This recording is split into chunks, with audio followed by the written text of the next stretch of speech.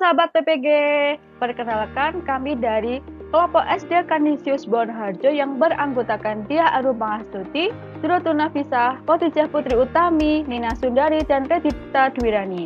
Di sini kami akan mempresentasikan terkait dengan tugas ujian akhir semester mata kuliah Filosofi Pendidikan Indonesia.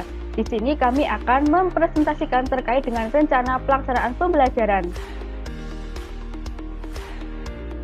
Rencana pelaksanaan pembelajaran yang kami rancang terkait dengan informasi umum perangkat ajar yang kami laksanakan di SD Kanisius Bonharjo tahun ajaran 2023 yang kami laksanakan di kelas 4 dengan alokasi waktu 2 jam pembelajaran.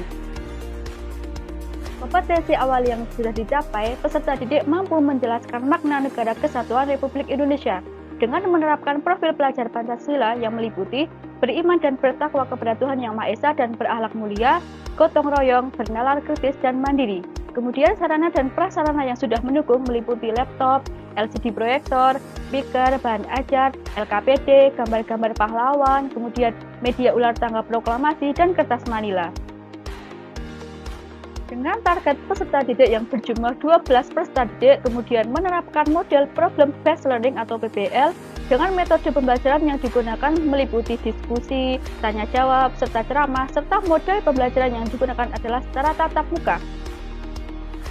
Capaian pembelajarannya yaitu peserta didik mampu menjelaskan makna Negara Kesatuan Republik Indonesia, serta tujuan pembelajarannya yaitu melalui pengamatan video pembelajaran berjudul Sejarah Lahirnya NKRI, peserta didik dapat menganalisis arti penting keutuhan Negara Kesatuan Republik Indonesia, serta melalui kegiatan diskusi, peserta didik mampu menguraikan mengenai sejarah berdirinya NKRI.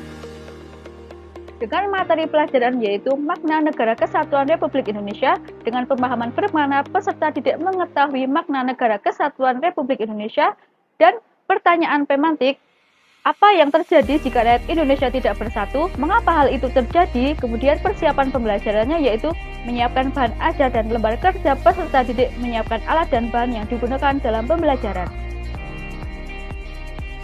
Nah, selanjutnya saya ingin menjelaskan mengenai urutan kegiatan pembelajaran. Pada kegiatan awal, alokasi waktu yaitu 10 menit. Nah, kegiatannya yang pertama, peserta didik menjawab salam yang diucapkan oleh guru. Untuk yang kedua, peserta didik menjawab pertanyaan guru tentang kabar mereka hari ini. Kegiatan yang ketiga, peserta didik dan guru berdoa untuk mengawali kegiatan pembelajaran. Untuk yang keempat yaitu peserta didik menjawab pertanyaan guru tentang kehadiran peserta didik. Baik, menuju langkah selanjutnya yaitu peserta didik dan guru menyanyikan lagu Indonesia Raya.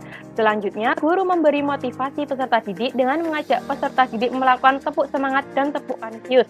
Selanjutnya, kegiatan ketujuh yaitu guru melakukan apresiasi dengan memberi pertanyaan pemantik mengenai makna NKRI.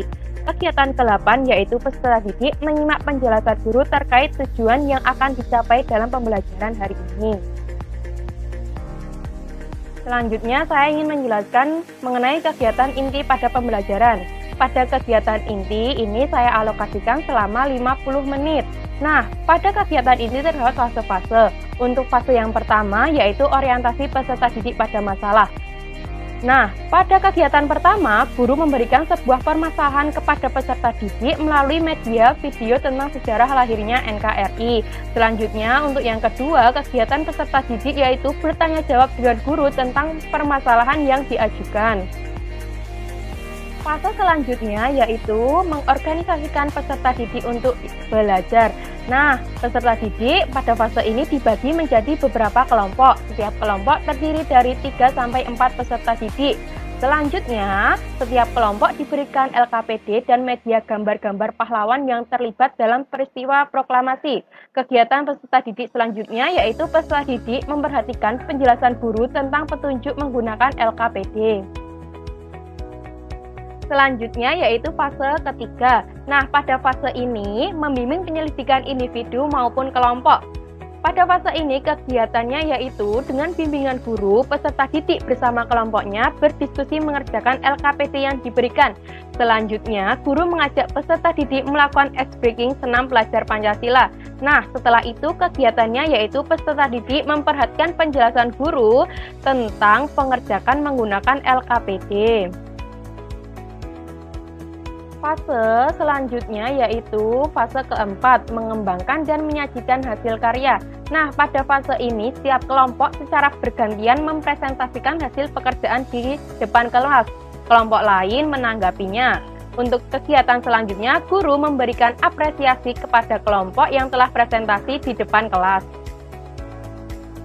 Untuk fase kelima, yaitu fase terakhir, kita akan menganalisis dan mengevaluasi proses pemecahan masalah. Nah, kegiatan peserta didik yaitu bersama dengan guru menyimpulkan materi yang sudah disajikan seluruh kelompok. Selanjutnya, guru memberikan evaluasi terhadap penyajian hasil pekerjaan peserta didik dengan memberikan tanggapan dan komentar. Untuk penguatan materi, guru akan memberikan media yaitu bernama media ular tangga proklamasi. Untuk kegiatan penutup, yang pertama, peserta didik bersama guru melakukan refleksi tentang kegiatan pada hari ini. Yang kedua, peserta didik diberikan kesempatan untuk menanyakan materi yang belum dipahami. Sedangkan yang ketiga, yaitu peserta didik mengerjakan soal evaluasi. Yang keempat, peserta didik memperhatikan pesan moral yang disampaikan oleh guru dari kegiatan yang sudah dilakukan. Untuk kegiatan yang kelima, yaitu peserta didik bersama guru melakukan doa bersama untuk mengakhiri pembelajaran. Untuk asesmen yang digunakan dalam pembelajaran ini meliputi asesmen individu dan asesmen kelompok. Untuk bentuknya berupa LKPD dan performa. Untuk asesmen performa meliputi presentasi dan diskusi. Bentuk asesmen selanjutnya yaitu evaluasi. Untuk pengayaan dan remedial, untuk bentuk pengayaannya yaitu peserta didik menjelaskan arti penting keutuhan NKRI dan faktor-faktor yang dapat memperkuat keutuhan Negara Kesatuan Republik Indonesia. Untuk kegiatan remedial yaitu peserta didik mengulang kembali materi mengenai faktor-faktor yang dapat memperkuat keutuhan Negara Kesatuan Republik Indonesia. Untuk kegiatan refleksi yaitu terdapat refleksi untuk peserta didik dan juga refleksi untuk guru. Adapun refleksi untuk peserta didik yang pertama, bagaimana perasaan setelah mengikuti kegiatan pembelajaran? Apakah peserta didik dapat mengerjakan lembar kerja dengan lancar? Apa tantangan yang dihadapi? Dan hal apa yang ingin diketahui lebih lanjut? Adapun refleksi untuk guru, yang pertama, apakah seluruh kegiatan pembelajaran dapat dilaksanakan? Bagaimana keterlibatan peserta didik selama proses pembelajaran? Yang ketiga, bagaimana ketercapaian tujuan pembelajaran yang telah dilaksanakan? Bagaimana hasil belajar peserta didik?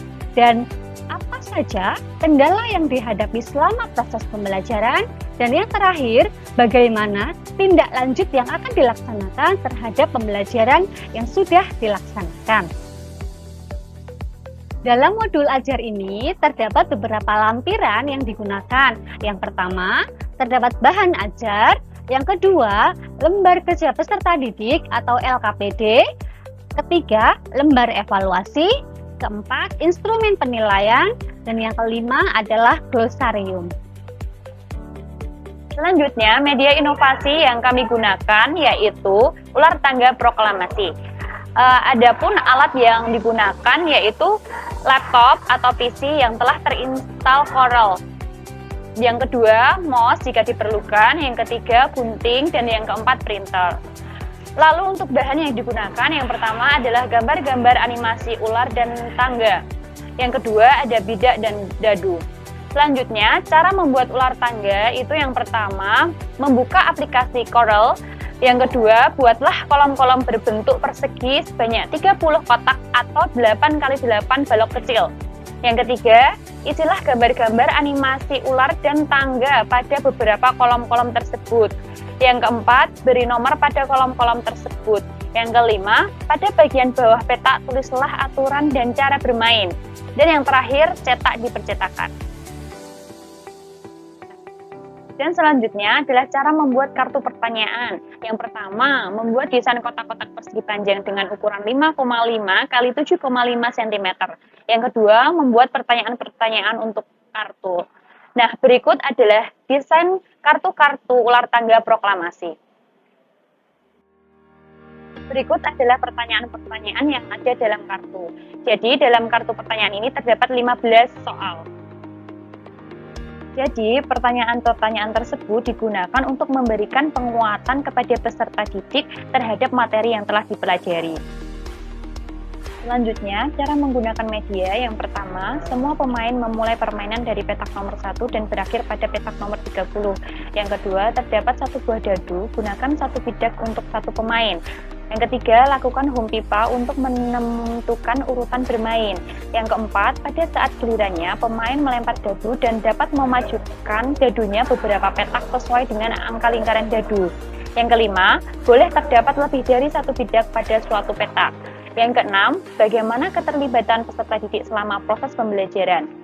Yang ketujuh, pada setiap kotak terdapat tanda ular atau tangga menandakan jika pemain berhenti di situ maka pemain harus mengambil kartu pertanyaan dan menjawabnya. Selanjutnya, jika pemain benar dalam menjawab pertanyaan, maka pemain menaiki tangga. Namun, jika pemain gagal menjawab, maka pemain harus turun sesuai arahan ular. Selanjutnya, yang terakhir, pemenang dari permainan ini adalah pemain yang pertama kali berhasil mencapai petak 30. Selanjutnya adalah kelebihan dan kekurangan dari media ular tangga proklamasi. Kelebihannya, yang pertama, anak-anak bisa lebih fokus. Yang kedua, menarik perhatian peserta didik. Yang ketiga, membuat peserta didik tidak merasa bosan karena belajar sambil bermain. Yang keempat, membuat peserta didik aktif bergerak dalam psikomotoriknya. Selanjutnya, kekurangannya, yang pertama, dalam memainkan memerlukan waktu yang lama. Yang kedua, memerlukan tempat yang luas. Yang ketiga, tidak semua siswa dapat bermain. Berikut adalah bahan ajar yang digunakan oleh peserta didik. Berikut adalah lampiran LKPD yang digunakan oleh siswa. Berikut ini adalah evaluasi pembelajaran yang dikerjakan oleh siswa. Refleksi tantangan dan penguatan yang digunakan pada rencana pembelajaran ini. Yang pertama, tantangan dinamika mempersiapkan pembelajaran. Tantangan dinamika mempersiapkan pembelajaran dalam abad 21 yaitu membangun masyarakat berpengetahuan, knowledge-based society yang memiliki keterampilan melek TIK dan media, keterampilan berpikir kritis, keterampilan memecahkan masalah, keterampilan berkomunikasi efektif, dan keterampilan bekerja sama secara kolaboratif. Yang kedua, gagasan KHD dalam perangkat. Setiap anak adalah manusia merdeka sehingga pendidikan harus berpihak pada peserta didik agar peserta didik selamat dan bahagia, baik sebagai manusia maupun sebagai anggota masyarakat. Mendesain pembelajaran yang berpusat pada peserta didik, guru tidak bisa memaksakan anak menjadi seperti yang guru inginkan, namun menggali dan menemukan potensi diri anak. Menciptakan pembelajaran yang berpihak pada peserta didik dapat diterapkan seperti menciptakan ruang kelas yang positif, menghargai keunikan masing-masing peserta didik, membiarkan peserta didik bereksplorasi dan menumbuhkan jiwa kerja sama yang baik antar peserta didik dengan membentuk kelompok murid atau model pembelajaran kooperatif. Nilai-nilai humanistik yang diterapkan di SD Kanisius Bonoharjo. Yang pertama, nilai-nilai nasionalisme dapat diterapkan saat kegiatan upacara seperti pada gambar, menyanyi lagu Indonesia Raya sebelum pembelajaran dimulai, menghormati guru, mematuhi tata tertib sekolah, dan rajin belajar. Yang kedua, nilai keagamaan. Nilai keagamaan dapat diterapkan saat kegiatan berdoa sebelum dan sesudah pembelajaran. Untuk nilai yang selanjutnya yaitu nilai solidaritas. Nilai solidaritas dapat diterapkan melalui kegiatan kolaborasi dengan kelompok. Yang selanjutnya, nilai toleransi. Nilai toleransi dapat diterapkan saat peserta didik menghargai peserta didik lain saat mengutarakan gagasan atau ide saat kegiatan berkelompok maupun klasikal. Nilai sosial. Nilai sosial dapat diterapkan seperti menjaga kerukunan kelas dengan menaati peraturan kelas, bertutur kata sopan santun kepada warga sekolah, dan memakai seragam sekolah sesuai ketentuan atau peraturan yang berlaku di sekolah. Yang keempat, profil pelajar Pancasila dalam modul ajar. Profil pelajar Pancasila juga merupakan suatu capaian dari proses pembelajaran lintas disiplin. Profil pelajar Pancasila terdapat 6 ciri utama dalam kurikulum Merdeka, yaitu beriman, bertakwa kepada Tuhan Yang Maha Esa dan berakhlak mulia, berkebinekaan global, bergotong royong, mandiri, bernalar kritis, dan kreatif. Salah satu perangkat ajar pada kurikulum Merdeka adalah modul ajar. Modul ajar adalah salah satu jenis perangkat ajar yang dirancang lengkap dan sistematis untuk memandu guru dalam melaksanakan pembelajaran. Modul ajar merupakan rancangan implementasi dari alur tujuan pembelajaran yang dikembangkan dari capaian pembelajaran yang dilengkapi dengan langkah pembelajaran, rencana asesmen hingga sarana dan dibutuhkan dalam menjalankan pembelajaran secara terorganisir. Untuk yang terakhir, pendidikan yang memerdekakan dalam langkah-langkah pembelajaran yaitu menumbuhkan pendidikan yang memerdekakan dalam langkah-langkah pembelajaran seperti mengenal peserta didik dengan cara merancang dan melakukan asesmen diagnostik awal untuk mengetahui profil siswa yang meliputi gaya belajar, minat, bakat, dan kecepatan belajar, serta merancang pembelajaran sesuai dengan hasil asesmen diagnostik awal yang telah dilakukan. Sekian pemaparan rancangan pembelajaran dari kelompok PPL SD Kanisius Wonoharjo. Terima kasih. Dadah.